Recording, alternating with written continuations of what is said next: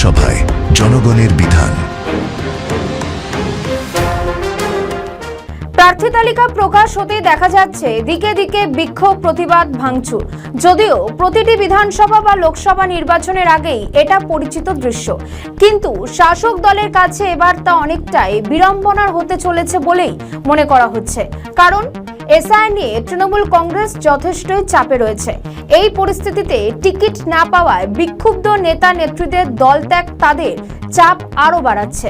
ভাঙড়ের প্রাক্তন বিধায়ক তথা তৃণমূলের তাজা নেতা আরাবুল ইসলাম দল ছাড়ার দিন দুয়েকের মধ্যেই এবার দল ছাড়ার কথা ঘোষণা করে দিলেন নোয়াপাড়ার 3 বারের তৃণমূল বিধায়ক মঞ্জু বসু।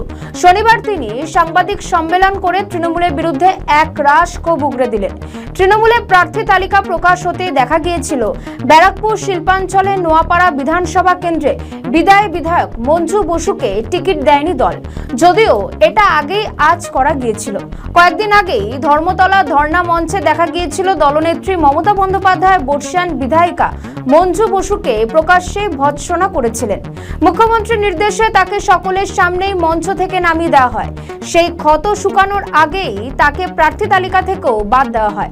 ফলে তার যে ক্ষোভ জন্মাবে সেটাই বলা বাহুল্য।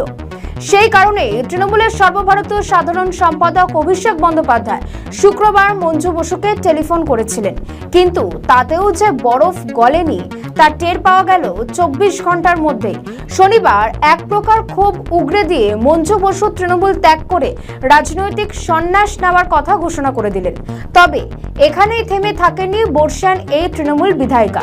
ধর্মতলা ধর্ণা মঞ্চে প্রকাশ্যে তৃণমূল নেত্রী তাকে যেভাবে অপমান করেছিলেন সেই প্রসঙ্গও তোলেন তিনি।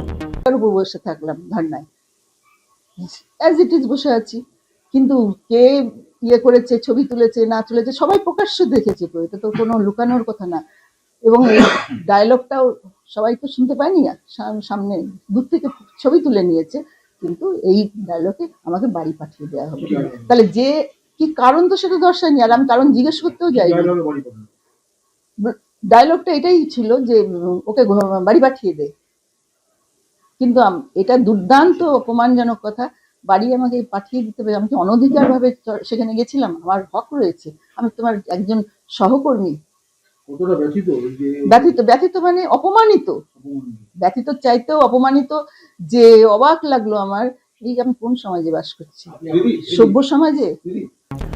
মঞ্জু বসুর বিস্ফোরক দাবি, এই অপমান সহ্য করে রাজনীতি করব না, কারণ আমার কোনো ধান্দা নেই। আসলে আমি তোলা তুলতে পারি না, করতে দিই না, যারা পারবে তাদের টিকিট দেবে। তিনি আরো বলেন, একজন মন্ত্রী আমাকে আগেই অ্যালার্ট করেছিলেন যে আমি টিকিট পাবো না। আসলে লেনদেনের ব্যাপার থাকে। আমি জানছি যে পেছনে একটাই কারণ, যেসব ক্রাইটেরিয়া, অ্যাক্টিভিটিস, তারপরে পাবলিক ওয়ার্ক, সমস্ত রিপোর্ট আমার ওকে। সেখানে কেন ইয়ে হয়েছে, একটাই কারণ, আমি তুলতে পারি না, তোলাবাজি করতে পারি না, করতে দিই না। রাগ না, সেইটাই কারণেই হয়তো এটা হয়েছে। ওইটা বলছি তো, যারা পারবে তাদের দেবে। হ্যাঁ, তোলা তুলতে পারি না।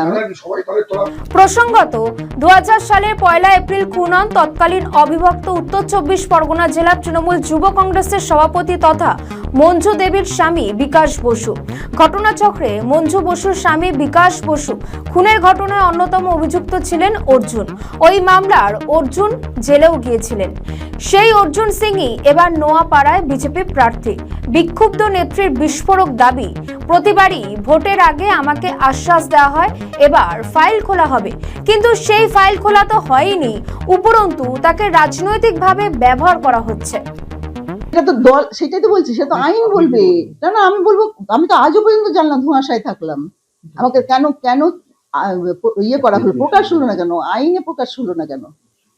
আইনে প্রকাশ হলে তা আসলকে না নকলকে সে তো কিছুই বোঝা গেল না। এটা ধামাচাপা দেওয়া হয়ে গেল কেন? হলো না কোন খাতে? 2024 সালে এসে পার্থভূমিক বলে গেলেন। তারপরে কি কোনো সুরাহা বা কোনো ফাইল? কোনো না, ওই তো ফাইল মুখে খোলা হয় আর মুখেই বন্ধ হয়ে যায় একদম। আবার এই ইলেকশন এসছে, এখন প্রয়োজন মনে হয়েছে বিকাশ বসুর ইয়ে দরকার, ক্যাশ কার্ড করা দরকার। মানে প্রত্যেক বছর এই দাদার মৃত্যুর দিন থেকে আজ পর্যন্ত ভোট আসলেই শুধু বিকাশ বসুর নামটা উচ্চারণ হয়, তাকে ক্যাশ করা হয়। ক্যাশ করা হয়। একবার 100 বার এটা সত্যি। হ্যাঁ, তা না হলে আজকে বিকাশ বসুর রক্তে আজকে তৃণমূলের জন্ম হয়েছে নোয়াপাড়ায়। সেই জায়গা মুছে দেওয়ার জন্য আজকে আমাকে অপমানিত করে বিতাড়িত করা হলো দল থেকে। কারণ বিকাশ বসু মুছে যাবে, ছায়া যদি চলে যায় আর তো কার ছায়া আমি, তাহলে পুরোপুরি মুছে যাবে। রাজনৈতিক ওয়াকিবহাল মহলের মতে তৃণমূল কংগ্রেসের মধ্যে মঞ্জু বসু এমন একজন বিধায়ক যার বিরুদ্ধে কোনো অভিযোগই নেই, তার বিরুদ্ধে দুর্নীতির কোনো অভিযোগ নেই। ফলে মঞ্জু বসু দল ছাড়তেই নোয়াপাড়া এলাকায় রাজনৈতিক হিসেব নিকেশ শুরু হয়ে গিয়েছে। 3 বারের বিধায়ক দল ছাড়ায় এর প্রভাব পড়বে কিনা সেটা নিয়েই আলাপ আলোচনা চলছে ব্যারাকপুর শিল্পাঞ্চলে।